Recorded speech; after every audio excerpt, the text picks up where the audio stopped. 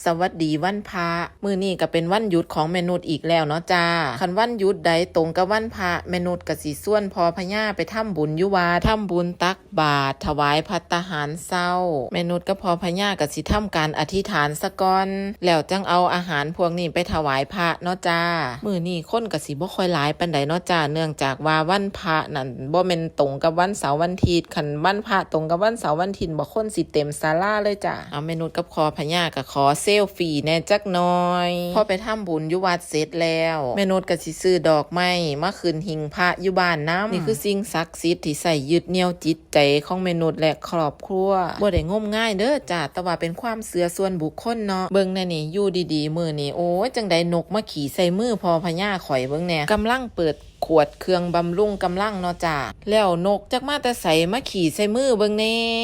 แม่นุชก็บ่รอซ่าเด้อจ้าไปหาถาม ChatGPT ว่าคันนกขี่ใส่มือขี่ใส่คนนี่มันสิเป็นอีหยังบ่ChatGPT ก็เลยตอบว่าสิมีโชคมีลาภได้รับทรัพย์ก้อนโตว่าซั่นค่ะทุกคนถาม ChatGPT ก็ว่ามีแต่เรื่องดีๆเนาะจ้าผู้ใดมีประสบการณ์ก็คอมเมนต์บอกแม่นุชเด้อว่านกขี่ใส่คนนี่มันสิเป็นอีหยังมันสิเป็นเรื่องดีหรือบ่ดีซะเด้จ้าแม่นุชก็เลยแบบว่าบ่ได้งมง่ายดอกจ้าแต่ว่าก็เชื่อแน่บ่เชื่อแน่นั่นล่ะบาดที่นี่เลี้ยวขึ้นหลังคาแหมทุกคนจังได้บอกน้ำเต่าหน่วยบักใหญ่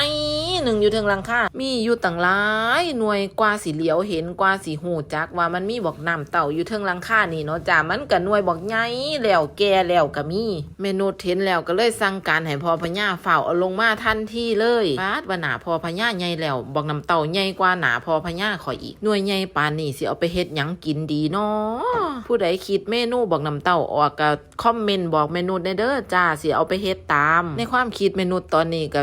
เอาไปต้มไปเปื่อยจิ้มกับน้ำพริกเนาะนี่ก็มาลุ้นกันเด้อจ้าว่ามันสิแก่บ่เมนูเอาเล็บจิกเบิ่งแล้วมันก็จิกเข้าอยู่เนาะจ้าคือสิบ่แก่ปานใดดอกต้นนึงคืออันนี้ก็มีตั้งว่า6 หน่วย